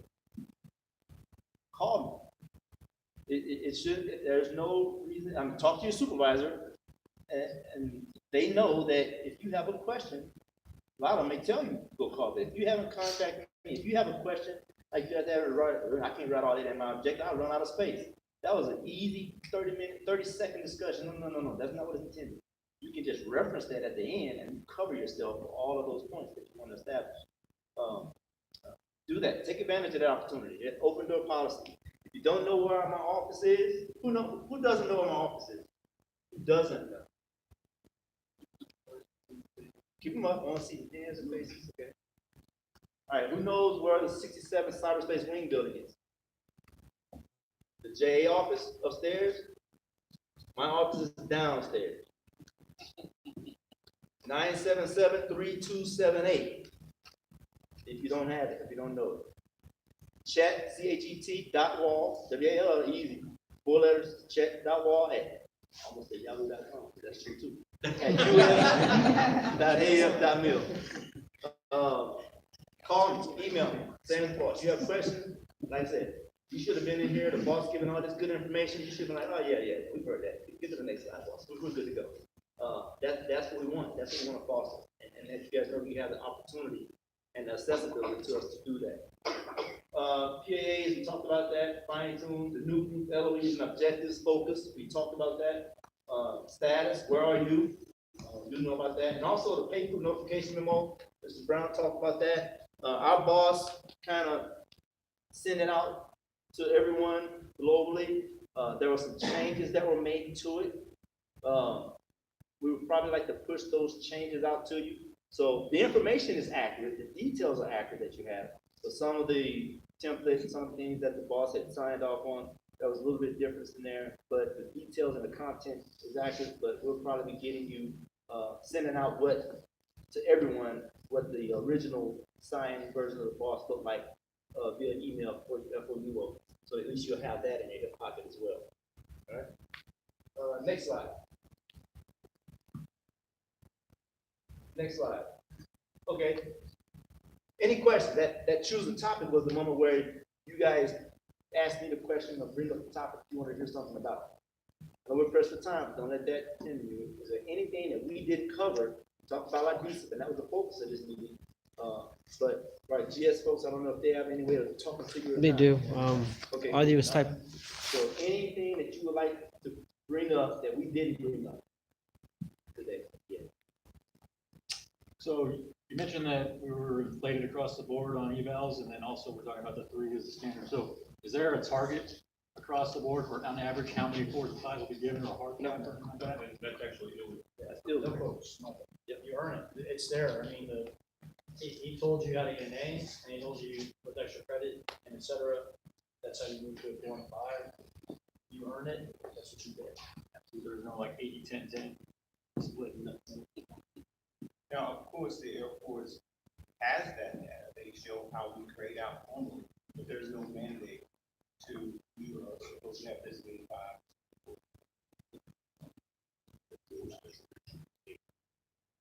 I'll tell you, we clearly the enlisted in performance reports used to be very inflated.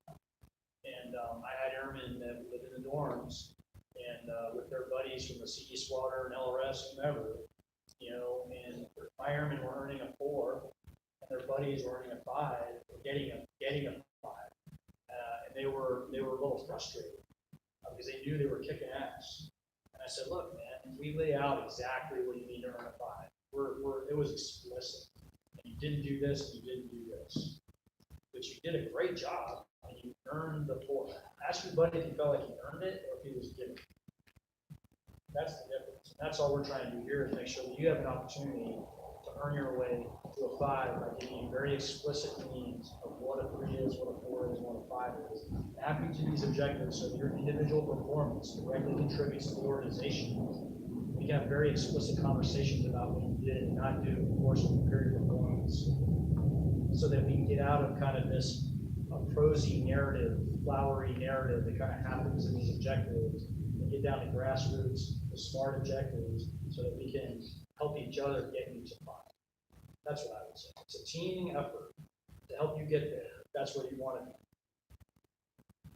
Open book test. And when you're writing your objective, again, maintain the aspects of integrity.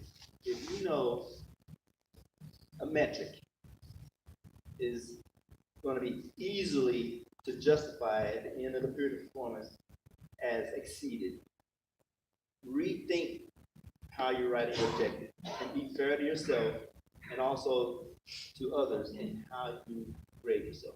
If you know day one that you're going to be able to do 30 of those things and you say, I'm going to achieve 5, think about that. You know, and some of you may know where I'm going with that. Sit down with you, and that's something that should be discussed between you and your rater, your supervisor. But that's where we come in and we try to maintain a standard. But one of the things we did notice is that there'll be the same task, the same target, but this person said this was going to be their success, and another person said this is going to be their success. So you get a little bit of an unbalance. So how do we ingrain a leveling effect when you have equal types of work being performed, but you have different outputs from different people? The example we use is the quarterback. You know, they have certain objectives they have for managing the game. So you have a leveling effect, quarterbacks in the NFL. Drew Brees is not going to have, or, you know, one of their one of the outstanding guys, Tom Brady. They're not going to say, okay, well, you know, first string guy over here or second string guy is held to the same standard as this guy. So I want to hear what the leveling in green is. Okay, so that's the difference between the civilian appraisal and the EPR system. It is actually illegal to stratify civilians. So the leveling effect is your objective, because you are compared to your objective. And if your objective is written accurately and correctly, that's your standard, not the tackle who nobody sees versus the quarterback who everybody sees. So the leveling effect is an accurate objective that writes to what you do every day and how you perform. You gotta answer the question. You don't like it, but it is. I think what they're saying It is still that if leaves you the have. possibility, though, that if I'm a supervisor of 3 different people, I might have. Oh, three so you're different- talking about rating consistency. Right. You're talking about rating consistency. The job of the second level supervisor is to look across those people that they supervise and make sure that the people that you supervise are accurately writing assessments. And then the next level up is the boss, and then the performance review board. So there's several bites at that out to look and see that we have a tool called the composition workbench. It's a super huge Excel spreadsheet, as always. But it boils it down to the fact where in the performance review board, I put every single supervisor, how many people they rated, and what their average rating was. So we can see clear as day, if you had 3 people and they were all 5, you had 4 people and they were all 2s, we know who you are. And you're gonna get a note. We're gonna say, hey, we're being inconsistent. So we have the information to be able to look at that if there is an outcome. And that's part of the job of the second level supervisor, the performance review board, and the I just want to suppress the situation where you have a high performer and a mediocre performer and hold them to different standards, different ratings. So I think what he's saying. This guy's going to get a 5, even though he's mediocre. This guy's got to struggle to get a 5. So I think what he's saying is if you have multiple people, say 5 people doing the same job, and that the goal for the high performer shouldn't be more stringent than for the average performer. Whatever the role is, the goal should be the same for everybody, and if you exceed that, then you exceed that, and if you do what you're supposed to do, you do what you're supposed to do, and it's just not that if it's a higher performer, that you make a more stringent objective or goal for that same objective than you do for somebody who doesn't. Well, it's quite possible that the higher performer is going to write his objective a little more challenging than the person that's not as high a performance to. Right. So if I'm looking at it, because I had 2 people that roughly did the same job, Right. and I had to go by what their objectives were and what their self-assessments were. And they said, yes, I did this, and, you know, one said I did this, and in his objective, he said, I'm gonna do this, and he actually did more, and he's actually said he did more. Well, that gets the higher rating, even though they're doing the exact same job. Right. But right now, we're talking about not the end of the year, we're talking about the beginning of the year, the establishment of the objectives.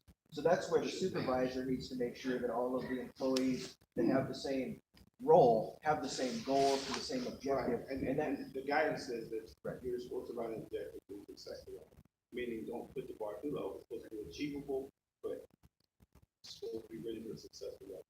And so what we're saying is that if the bar is relatively easy, it's pretty to a successful level. If you go out and high achieve, you should be able to write to what you did to high achieve and high the relevance of the mission, and then that's how you identify your performance. But let's be honest, okay? Every supervisor knows who they're for. And after the employee writes their assessment, there's another block right below for the supervisor. And that's the point where you're supposed to earn your bucks and say, yes, you did do that, or actually, you're saying you're a 5, you're really not. Here's what you did, here's what you moved into. we're honest.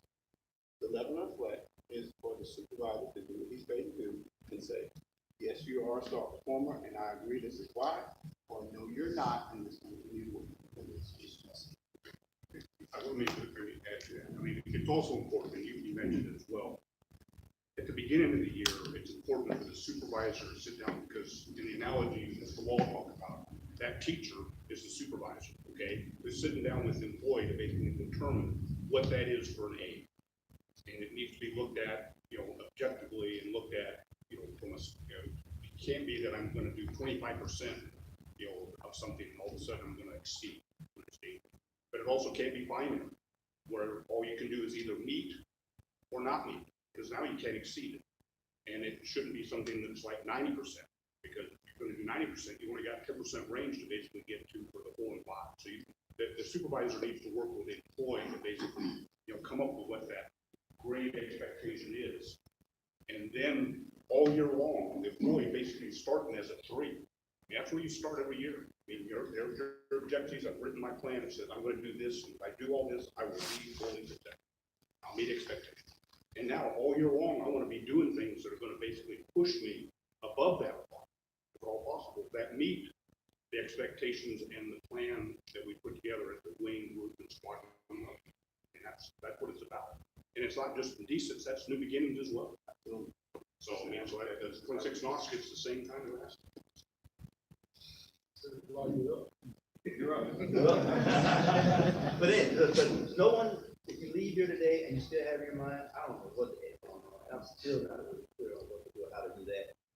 Come see me, give us a phone call, we'll get it worked out. Don't struggle with that. We need you on the people struggle. We don't need you. No, we don't want you on that struggle. Automation, you know that too. But don't beat yourself up and be in conflict when you leave here about what it is you're supposed to do and expectations are. Give us a call. Concurrent, thanks for inviting me. Get a chance to talk with one of our new organizations. It's been 5 months now almost, where we basically pulled together. Glad to get a chance to sit and talk. Glad to hear all the questions coming up. This is a time where appraisals and performance planning is important. And so some of the things I was going to say tied to it, Mr. Wall already covered. We got a chance to basically amplify what Brown talked about.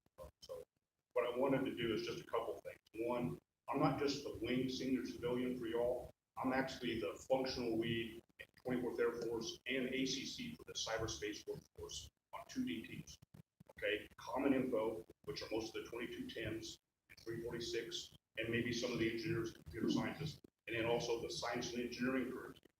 So that covers all the other 855s, 854s, 1550s, 1515s around the standpoint. And I have inroads to other functional teams.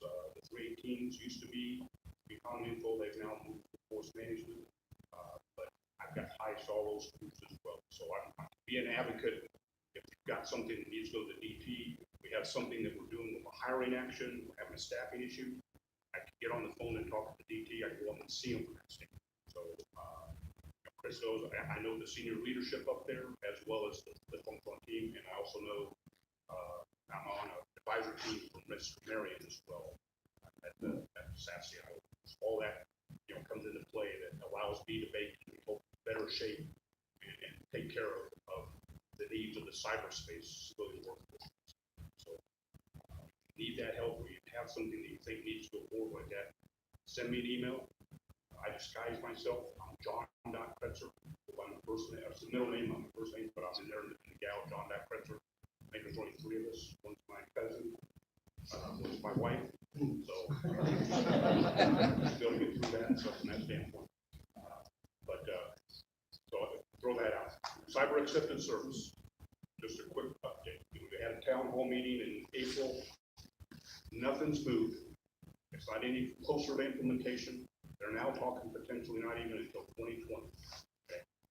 So it doesn't impact so much the DSIPS community because we're all excluded from that. But at the 26 NOS, they basically have been teed up. We inherited that. It wasn't something 688 made a recommendation. The 67 did. And so they're coming forward, and basically 26 NOS will be in that phase 2 implementation whenever they decide. That will bring them more closely aligned to accepted service of the DSIPs. slide itself. There's been a lot of questions and we get a lot of angst because of the accepted service, competitive service dilemma we have with the fact that 2010, the interchange agreement we had between the two pay systems and personnel systems expired and it hasn't been renewed. So what that does is it basically separates accepted service from the competitive service. And there's not an ability to basically cross-flow freely like there used to be. So from a competitive service standpoint, GS employee can apply for any accepted service position that they want. And if they're selected, they can basically pass. An accepted service employee doesn't have the same reciprocity. Okay? There are conditions and ways for decent employees to basically get into a competitive service position. But you have to understand what those rules and regulations and guidelines are, and in some cases where it just doesn't work. Okay. So if you're an accepted service and a veteran, then you can apply for a competitive service position with your veteran's preference. Okay. So if you're a 5-point or a 10-point veteran, and you see a competitive service position, and it basically isn't open to the decent community, because it's basically set up for internal candidates only, then you need to submit your 214 and apply with your veterans. Okay. Yeah, I was told that was incorrect. That the career broadening initiative with the GS systems for the competitive service, I got called directly from AFPC because I applied for a position for the competitive service for a CBI. And they said because I had no competitive service, I was never a GS. I've always been a GG. I couldn't even use my veterans preference. That's not true. Well, I'm just telling you that they gave you bad information because the web page does not say that. And your CPF will tell you that. So that's what, if you have that issue or something that comes up, let us know. Because that's not true. And it's like veteran preference had nothing to do with it or anything else, and I was never a GS. If you're never a GS, I understand that. But you can apply with your veterans focus and your 214 and be considered if they're open to veterans. Okay. Now, if it was a closed position, it was like, a unit only or something else like that, where they weren't allowing veterans CBI preference. center, now, there's no veteran preference in any CBI center as well. Career broadening initiatives are not veterans preference, that's what the APC calls it. You have any veteran service, you should be able to utilize that to get into your service. Even on a career broadening, because I just like. Career broadening, okay, you're right. Career broadening is through like a common info or science and engineering, right?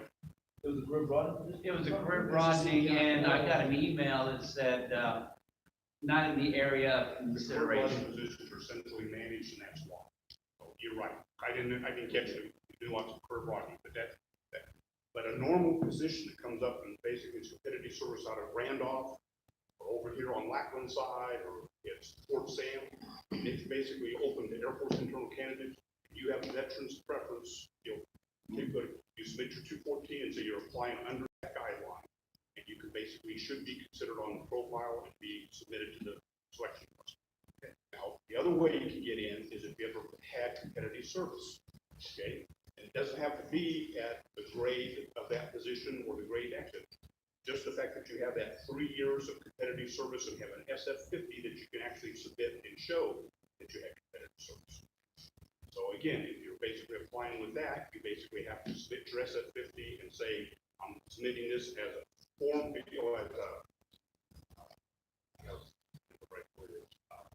return rights is what's come to mind. But basically the ability to basically return competitive service. And the fact that you had competitive service at one point in time means that you're eligible to come back. Now, if you've always been decent, never had any competitive service and not a veteran, then the only way that we can get you in a competitive service position is to open up to the public, which means anybody can apply. And that happens occasionally, but a lot of times the way the Air Force has implemented their personnel policy at the half A1 level is they go internal only first, and then they'll go external. So a lot of times there's not an opportunity for the decent employees to get that. tried to work that, we're continuing to work that. We realize that that's one of the barriers to employment. They understand it at AFPC, they understand it at A1. It's a matter of trying to get somebody to basically push the interchange agreement. Right now, DNI has no interest. Because they're happy with the way they're doing things, and they seem to be happy with their side of the house and not worried about people moving to competitive service. Now, the accepted service for cyber does have an interchange agreement. So people that basically go back and forth, can go back and forth.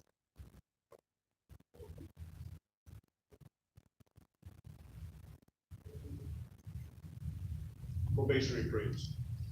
I think everybody knows, DSIPs, we have a trial period, it's 2 years. Competitive service, 1 year probation. The other little nuances in competitive service versus DSIPs, we have 12 steps. A lot of people don't understand that. There are 2 ghost steps in the DSIPs pay scale. They go beyond step 10.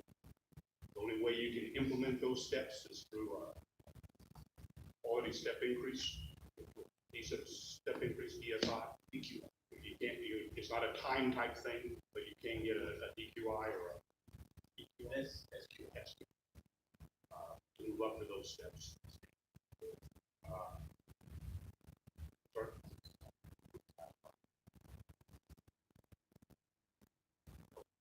In DSIPs, we can do temporary promotions, okay? We can detail your promotion. We cannot temporary promote. Competitive service, you actually can get paid for promotion, but DSIPs we cannot do.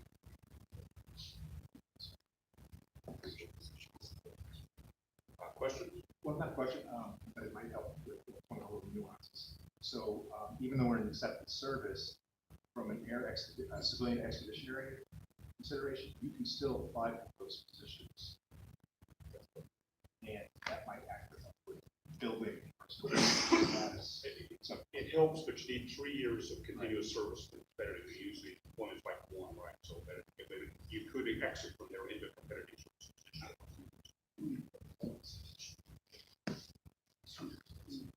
Yeah. So, trying to interest of time. If you have questions for me, I'm open as well for questions. I gave you my email address. I'm open anytime there. I encourage y'all, if you haven't, to get a mentor, either through my vector or come to Mr. Wall or myself, and we'll try to set up a pilot. I think, everybody needs, some help with professional development and those sort of things. I got a question. I was wondering this, so can civilians, help lead things around the base? Would that be part of their plan for like we tell military people all the time to go lead an event, like head up the Air Force Ball Committee or something like that? Is that okay for civilians to do, or is that off limits because it's not a PD? Okay, so the primary way you capture that is you have your objectives and then you have the elements. And there's 6 standard Air Force elements, and one of them is leadership. So if you did something outside of the scope of your job, that was a leadership position, then you would go to that element and you describe what you did. That's a leadership position. So you could do that. Absolutely. Roll that in your evaluation. Same way if you're a project leader for a DD visit, or if you get involved in something that the wing's trying to do from a event or a group, all those are basically ways to basically enhance your performance. Same thing, on your objectives, Colonel Kern talked about it with, effect and impact. Things you do at the squadron level are, a certain amount. Impacts at the group or the NAF or the wing or the whole Air Force, all that comes into play and basically showing how you're basically now exceeding that objective by quite a bit, because I've set it up to basically do it for the squadron, and all of a sudden it's got Air Force wide impact. Play that up. So I don't know if we have that built into the system right now. So if I can get a show of hands, who would actually be interested in something like that? Leading something around the base or volunteering for anything leadership wise? Because right now I think it goes to the superintendent and then you just farm it out to enlisted, maybe your officers. I don't send it to like a civilian leader. So if you guys want that, let me know and I can start farming that out, because there's lots of opportunities around Lackland for you to step up and do that stuff if that's what you want. I know our first third and chief, at the 33rd. Okay. Make sure that he they shotgun it out to us. For But everybody, part of okay. the problem with some of the volunteer, aspects and opportunities is, as a civilian, I've gotta take leave to do the, volunteer. Whereas for the Depending on the issue. It depends on the event. There may be ways to get around that, like an alternate city locations, some things. We need to probably look at that legal, see what we can do. So as an example, the Alamo's coming up this next week, is an alternate duty state, like location for civilians, right? But other voluntary stuff and everything else is not, it can't be authorized at the squadron commander. We have to take leave to go participate. I think Alamo A's volunteers, even if they're military, have to take leave, I think, because of that sea event, not an Air Force, I understand. I'm not sure on that one.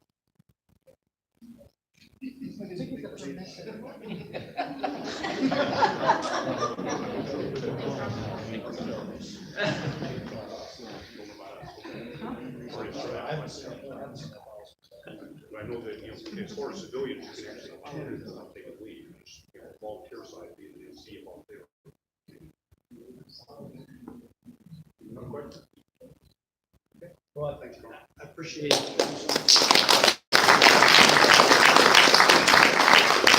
So we don't rehearse these things, you think it's an hour, it's just what it is, but I hope you take it to mean that you see that we're investing as much time as you want in your development and your performance. In fact, I'll stay back if there are questions that you didn't want to ask in front of everybody else. But I thank you very much for your attention. We're excited to support your development and support of yourself as individuals, but then your role supporting the objectives of the group of the wing. And what's really going to be cool about this is, think forward a year when you're writing your performance evaluation, how easily it's going to be to write itself when you structure this part the best way, and use smart objectives. So that, by the way, don't measure what's easy, right? Don't measure what's easy, because usually that's not the stuff that matters. Measure the hard stuff, which means you got to think about how you're going to measure it, right? Data collection, data management, analysis, reporting, even at the individual level is hard. Okay, so be honest with yourself about what you think you can actually track as part of your performance evaluation as we move into next year. And I will leave you with that. Have a great Air Force Day. Thank you for your attention. Take care. Please carry on.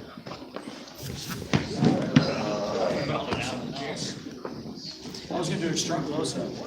You got about 10, you have actually about 10 people who are on and off the entire Oh, time. yeah? No, it's not bad. So I'm gonna shut it down now. Okay. And